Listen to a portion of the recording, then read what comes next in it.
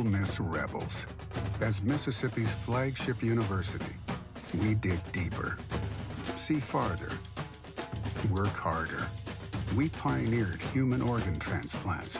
We helped prove Einstein's theory of gravitational waves. We are conducting life-changing research that solves the problems of today. We are Ole Miss, transforming lives and the world. Hey, welcome to the POMcast with Stephen Willis. We're going to start in a few minutes, but I want to tell you to hit up our social sites, retweet, share, comment, like, do all of that stuff. It can only help us out and it'll make the show even better. But we're getting ready to give you a lot of good Ole Miss information, and I just thought I would tell you that because the POMcast is starting. Well, it's starting right now. Wait, no, that's a little early. It is starting right about now. Good morning, everybody. Merry Christmas Eve, essentially, with all the games that are going to start next week. I hope you are having a good day. I hope you're having a good Friday. I hope you're having, most of all, fun. Before I get started, I do want to tell you about Travel and Cruise World. Phone number 1-800-330-7461, 1-800-330-7461. Basically, what those guys are, and what I'm trying to do, is establish as a local on-the-ground people. Because 18 months into this COVID thing, everybody needs a vacation. But all these businesses down here have different rules. These guys are on the ground. They know what's going on. They know the requirements that are necessary. And they can help you out and make sure your vacation runs as smooth as possible. Remember, parks pay the travel agents that pay these guys. You do not do that. You can basically get the same rate on the website that you can get here. It doesn't affect you at all, but you have that resource for information. That's Travel and Cruise World, 1-800-330-7461, travelandcruiseworld.com. See Central Florida like a local. Also, before we get into it, I do, if you want to watch the show, you can catch us on Twitter at the Stephen Willis or at Ole Positively. If you want to catch us on Facebook, facebook.com/POMcast. We're on YouTube at Positively Ole Miss. Subscribe, hit the bell. You'll not only know that we're streaming, you'll know what we're streaming about, and we're on Twitch at Positively Ole Miss. All one word, all lowercase. That's pretty cool. So that's the video options. If audio is more of your thing, you can catch us on Google Podcast, Apple Podcast, Stitcher, SoundCloud, Spotify, iHeartRadio, TuneIn Radio, Pandora, Amazon, or Audible. I like the fact that we're on Audible for whatever reason. That one's kind of fun. So we got a big show today. We're going to talk a little bit about the Ole Miss defense against the Louisville offense and what needs to be expected in that game. We are going to do presser highlights with Matt Corral and Jalen Jones and Quentin Bivens. They stopped by to talk on all about the Louisville game and what's going on there. Matt Corral's turned into a heck of an interview, by the way. I enjoy listening to him. I enjoy his insights. He's good at this. If you are doing the name, image, and likeness game, you should probably figure out what he wants because he seems like a good person to rep your product. And also, we're going to talk about real-life football. Tennessee won the game last night against Bowling Green. That was expected. What wasn't expected, we'll tell you about after the break whenever that comes up. So, also, uniforms came out. And Ole Miss is set to wear the powder blue uniform for the Chick-fil-A kickoff game. Louisville is set to wear all red. To my knowledge, in my lifetime, which is 1976, this is the first color game that I've seen Ole Miss play.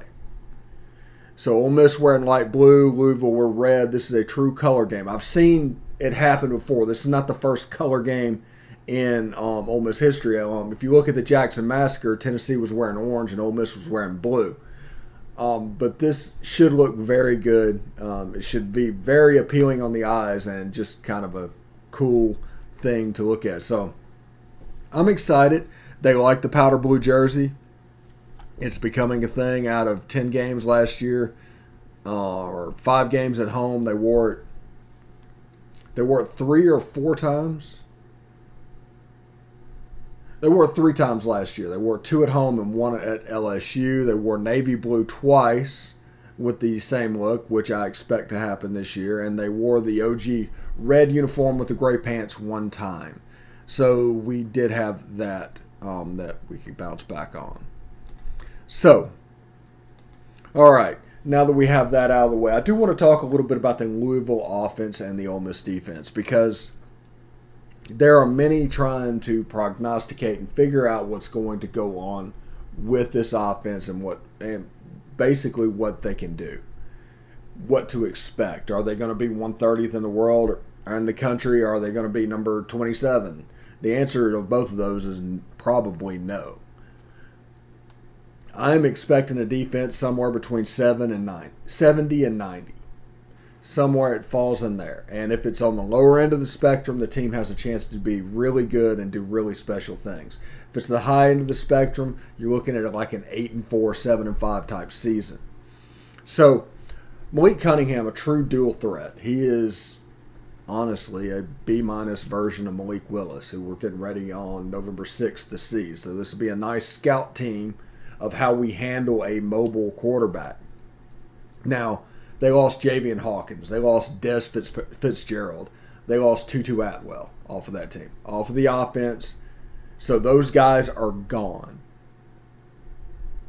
That's most of their offense. I mean, Javian Hawkins ran for 1,600 yards one year. And you look at Tutu Atwell, he was absolutely electric from the slot position.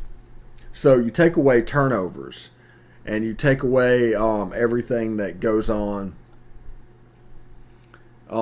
in the quarterback, the interceptions, the fumbles, the things like that.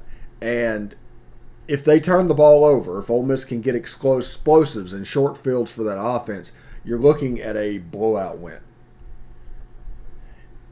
If Louisville plays clean, just clean, that's all I'm asking. No turnovers, no dumb penalties. They just play clean. You're looking at a 7 to 10 point game.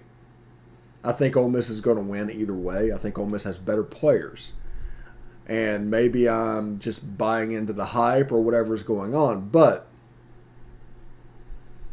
that's the way I see it. This game has a chance to get really one-sided with turnovers from Louisville. And last year, that was indeed a problem. But they can also jump up and get somebody too. I think they beat Florida State last year like 47-12, and then they played Notre Dame tough. But then they got beat by Georgia Tech by 21 points. Gave up a lot of points against Virginia Tech. They did beat Syracuse. They lost to Boston College, and they beat Wake Forest. So this is a team that averaged 200 yards rushing and 200 yards passing. Now, this is with a mobile quarterback in Javian Hawkins. That's how they probably got to the 200-yard threshold. But it'll be interesting to see what this offense can do. You got guys on the back end. I'm looking forward to the depth. Like half of the defense, and this is what people need to understand. 5 players of the defense is the secondary. Half of the defense is the secondary. So if everybody is thinking about, well, why did they go into recruiting and building so much and signing so many defensive players? Because MJ Daniels, Marcavius Brown, those guys, there's just depth built up all around there. And half your defense is taken care of. You handled the linebacker position with Chance Campbell. You handled the defensive line position with Tywone Malone and the 2 top JUCO D tackles. You have Sam Williams. You have Cedric Johnson. It'll be interesting to see.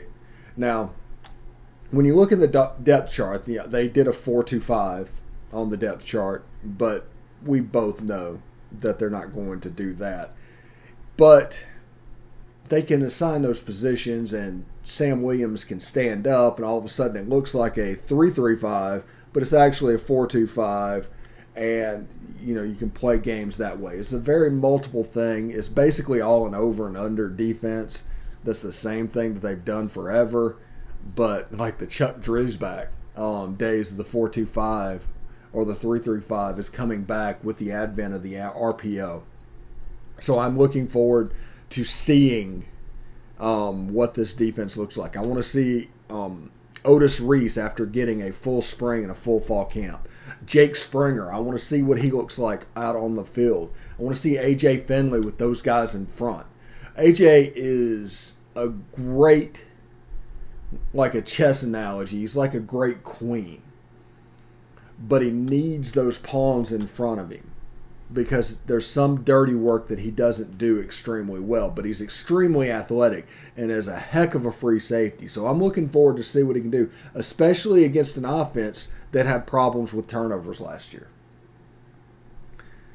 Tysheem Johnson, I want to see him on the field. There's going to be stuff come up, talking about depth charts and everything, where Otis Reese moves to strong safety or Jake Springer moves to linebacker. The nickelback, the sixth defensive back, could be Tysheem Johnson. I'm not exactly 100% sure what that looks like, but I do want to remind you that I've been on him since signing day, since the day he signed. He's got honey badger qualities. Not calling him the honey badger, he's got honey badger qualities. The ball finds him. He's a super athlete, and he's got that stocky build that is similar to Tyrann Mathieu. So just keep an eye on what's going on. I think eventually he'll be the punt returner on this team. Might be a year 2, year 3 thing, but he has a chance to really step forward on this defense. So let's do the presser highlights real quick. And when we come back, we'll talk a little bit about the games last night and my thoughts on them. So we'll do presser highlights. We'll come back to me, take a short break, and then we'll be back with Tennessee and Ohio State and all that good stuff. Stick around or enjoy. Mentally, we've been training for honestly since last season ended, and I was like winter. Started in winter workouts, getting mentally prepared, going over the same exact system, learning it. I want to say we went over the playbook. I went over it 4 times this offseason. We learned it 3 to 4 times this offseason. So there's nothing new besides a little new install for this week and just little tweaks we have to the playbook. And other than that, leadership's been great from my end and everybody else as well, just holding everybody accountable, and everybody's been doing a good job of that. So now this week is just mentally getting ready and fine-tuning the stuff that we put in. Oh man, I can't wait. Just excited to show the nation what this team's about, how hard we've been working this off season. And like you said, this Monday can't come quick enough. We're counting down. Yes, sir. I think we got a lot more experienced guys, a lot of guys that play multiple positions. Yeah. We're expecting, I'm expecting drop 8. Obviously, nothing's going to surprise me, if they go 4 down, because I'm expecting the unexpected. The unexpected is, playing that 35 double cloud at 26 Tampa, and just doing what Arkansas did essentially. So I'll be lining up at corner come Monday, and like you said, we are blessed this year to have a lot of depth. Got a lot of young guys that can actually play coming Monday. We got a lot of depth in the safety room and in the corner room. Just overall for the DBs, I think that's going to help a lot. Just with fatigue and stuff like that. But we got a lot of guys that can play, and a lot of the young guys are coming along. Just trying to get into that defensive lineman mindset, like get his feet right. He got good heels, good hands, so you got to get his feet right. So absolutely. There's some things that you don't want to do and you're going to have to do them because that's the type of person that's the role you're in, and that's the type of person you want to be. I've said it before, this whole offseason was, growing mentally, and that includes leadership and just being able to be transparent with my team. So whenever I was going through something, my team would know. They know, like I wear my heart on my sleeve, that saying. They know when something's wrong with me. I'm the same person every single day, but when I'm quiet and, a lot's going through my head and just whatever the case is, they know something's wrong. So when something's wrong, they speak up, and I have a hard time, asking for help, and they know that. And so they do a good job of, helping me out and vice versa. So, that type of team camaraderie is going to carry on to the field, definitely. Honestly, just like a regular game. I'm excited, ready, just treating it like a normal game. I didn't really think of it yet, so that is pretty. That's a big deal to me. But just mentally, just preparing, just trying to get my body right, just so I can put on a show and just be ready to do what's planned. I know they stay in pistol a lot. They O-line give like a lot of good movements.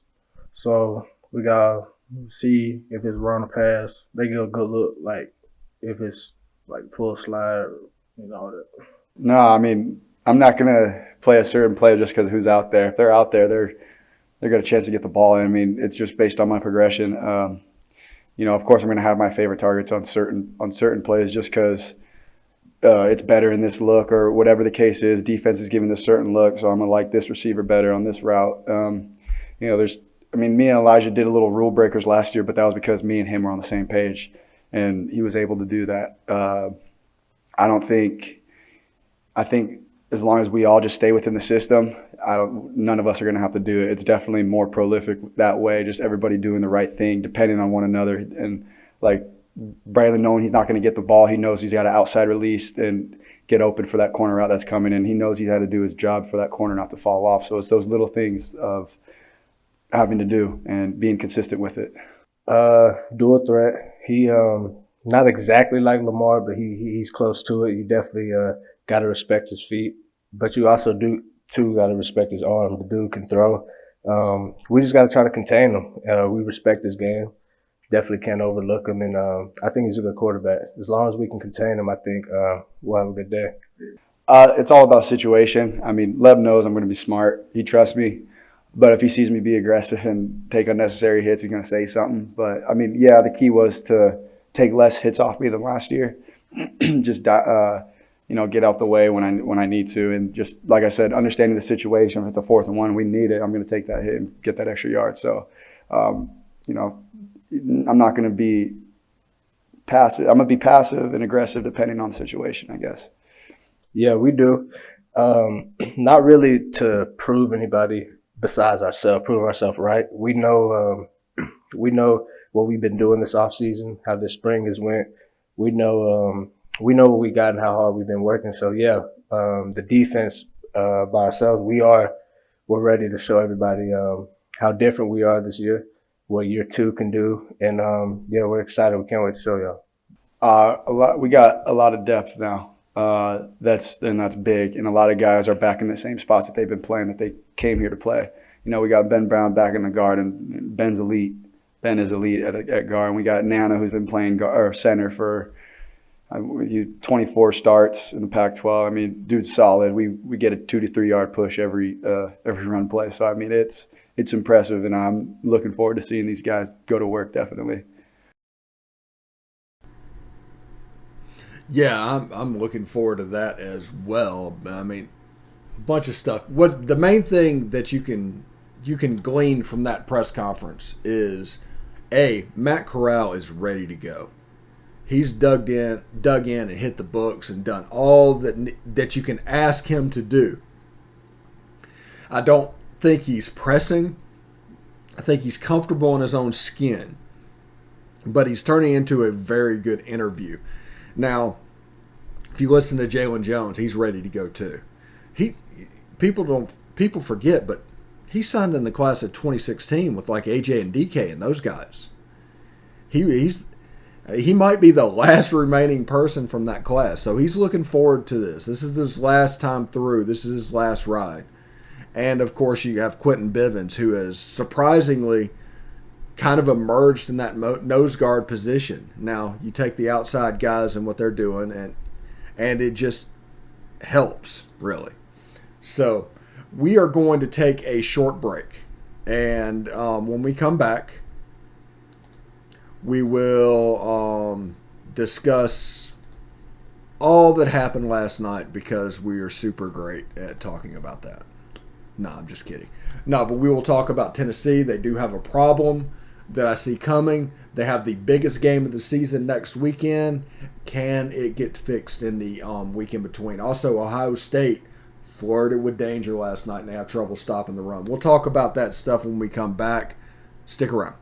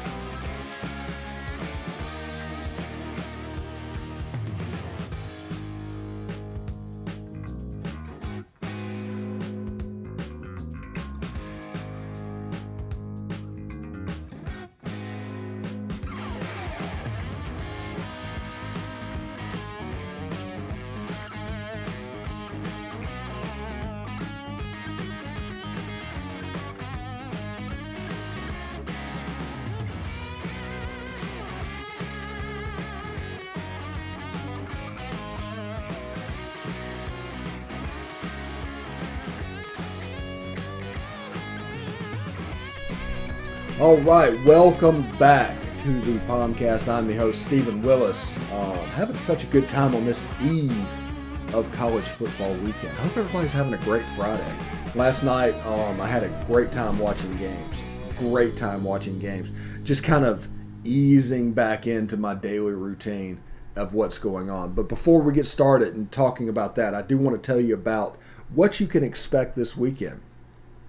Tomorrow morning, first thing in the morning, on demand, Biscuits and SEC's SEC preview will be on the site. It's streamed out at all the places that you expect, and you can just watch that at your leisure. On Sunday, Marche Green and Rebel Rewind talking about playing in Canada, his time at Ole Miss, and the 2021 Rebels. And very good interview. You want to tune in for that. And also Monday, Cameron Teague with the Louisville Courier-Journal. It's hard to say that for some reason for me. I don't know what's going on. Comes by and previews the Louisville aspect of that game. It's like 20 minutes of talking about Louisville football. Cameron gave us plenty of time. I appreciate him for doing that. And we're going to do a pregame show on the POMcast. This will be one of those, normally the game's on Saturday, but since it's on Monday, we'll have a show. We're going to talk about the game. We're going to deep dive into it. We're going to talk about some other things going on. Plus, also Sunday, the Week 1 review show, where just 10 minutes hit all the major storylines of the weekend, and that way you're ready to go whenever you get to work and starting to talk to people. You have that perspective in your mind, but it's like 10 minutes or less. I'm trying to do it fairly quickly. I was able to do it in week 1. I don't know if I'll be able to do it in week 0. I don't know if I'll be able to do it in week 1. So we'll see what's going on. Also, Saturday night, 30 minutes after the game, Reb Calls, only for Patreon subscribers. I'm not going to open that up. I'm not going to put it on the podcast. I am not going to put it on the YouTube channel. It's going to stay only for Patreons. And we're going to talk, and everybody's going to give their hot takes, and it's going to be a good time. So that's what we're doing this weekend. It's pretty jam-packed. Also, next weekend's Rebel Rewind, already booked, Bill Flowers. So that'll be the Sunday after the Austin Peay game. He'll be on the channel as well. So that is pretty good to see. I'll work on booking another. If you have any requests of former Rebels that you want to hear from, put in the comments below. Let us know what's going on. Because, I'm trying to build a community. I'm trying to have a lot of fun. But most of all, trying to do this thing where it's our thing. So it'll be pretty cool. So we got the Patreon, we got the YouTube, we got all the social channels, and we're just stacking social channel on social channel on social channel. And it's doing absolutely a fantastic job. So thank you very much for tuning in. All right, last night, actually I stayed up to see the end of the Central Florida game. I'll get to that in just a second. But first of all, Tennessee did win their game. I think they won it maybe 38-6. The spread was 32 points. The line was 35.5. I told y'all that I thought that line was a little bit too many points, and that I don't think Tennessee was that many points better than anybody. And if Bowling Green was there, you get the idea. Now, the beginning of the game, was interesting because while the defense was worried about getting beat deep, and they were absolutely playing cloud coverage and keeping everything in front of them, Joe Milton picked them apart and just went up and down the field twice. Just absolutely. Then there was a deep pass that was missed badly, which I think gave the defensive coordinator confidence to where you could play them more straight up and you could be fine. And they took away the passing game. Absolutely took away the passing game. They didn't take away the running game. That's to be expected. They're Bowling Green, but they did take away the passing game. So my thought is Tennessee has a problem at quarterback. Joe Milton won the job. Look, we saw Hendon Hooker a little bit last night. We did not see Harrison Bailey. I am interested to see what it looks like.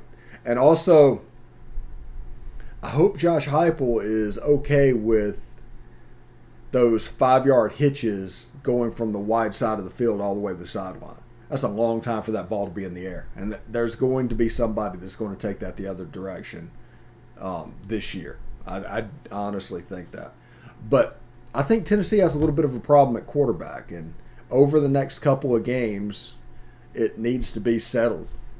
And the biggest game of their season is Saturday. They've got the extra practice time and what's going on, but that Pittsburgh game is their season. Let me explain. Tennessee needs 4-0 in the non-conference to go bowling. This is their toughest non-conference game. They have South Alabama and Tennessee Tech on their schedule as well. But they have a chance to go 4-0 in non-conference. And they have Vanderbilt and they have South Carolina. That's a legit chance to get to 6 and bowl in the first game. To put that in perspective, when Ole Miss went to a bowl game in 2012 and went to the Birmingham Bowl, they went as 6-6 and played Pittsburgh. Circle of life. But it served as a springboard moving forward. This program can get back. It can get back to the type of relevance it's used to now that Rodney Gardner is recruiting Atlanta, because Tennessee cannot be good without recruiting Atlanta well. Now, that's going to happen a little bit. But they need momentum. They need people to look at Ole Miss's offseason this year. They went 5-5 and won the Outback Bowl last year. But think of all the momentum going into this season. That is what they're trying to create on Rocky Top. And it is going to be very important to what they're doing. And honestly, I think they might be quarterback play away from 6-6. Honestly, they looked better than I thought they would defensively last night. Now, there were some man beaters, and in the second quarter did not look good for Tennessee.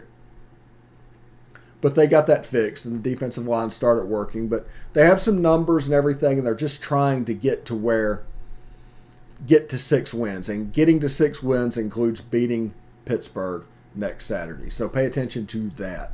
Also, Ohio State dangerously tread with upset with Minnesota. Minnesota, until Ibrahim got hurt, was definitely in that game. And questions started to happen.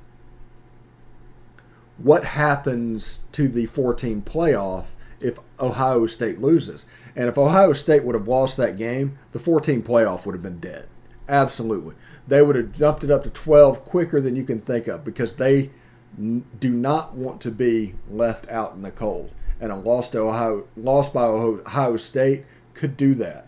I don't know if anybody in the Big Ten or Pac-12 is in a position to make the playoffs. So the alliance would be teetering, especially with Georgia and Clemson starting off this. So the SEC had a chance to really separate, but Ohio State was able to save the day in that game. Also, the Gus Busch, UCF, beat Boise State last night. It was a weird game. At one point, Boise State was up like 24-7. And, one of those touchdowns, by the way, was a 100-yard pick six. They were down on the goal line and was able to score. And everybody was piling on the Gus Bus. Then all of a sudden, the comeback started happening. I really like that running back for Central Florida. And I did not know Dylan Gabriel was that athletic. he was so statuesque in that Josh Heupel offense. Now, he was a fairly athletic dude last night, and they were able to chip away and chip away and chip away and come back and win that game, really going away. And got to the point where Boise State just couldn't function offensively. Not even a little bit. So, I think we are going to wrap it up there. Remember, tomorrow morning, Biscuits and SEC's preview of conference games, 6 a.m. on demand. 6 a.m. on demand Sunday, Marche Green. 6 a.m. on demand Monday, Cameron Teague of the Louisville Courier Journal. See, I have trouble saying that. And the POMcast that day will be another preview of that game. And, you know, everybody's talking about the podcast and the downloads and everything that goes on. And you worry about it being irrelevant. And the fact is, we look at these things as more of shows than a podcast.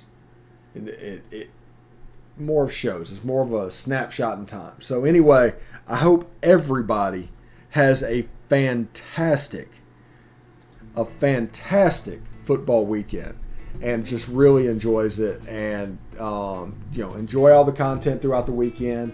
The next time we're going to be live will be that POMcast on the pregame show unless not counting the Patreon only thing, but the last one for general people will be the POMcast Monday. So we're excited about that and hope everybody has a great football weekend. Everybody have fun. Howdy toddy.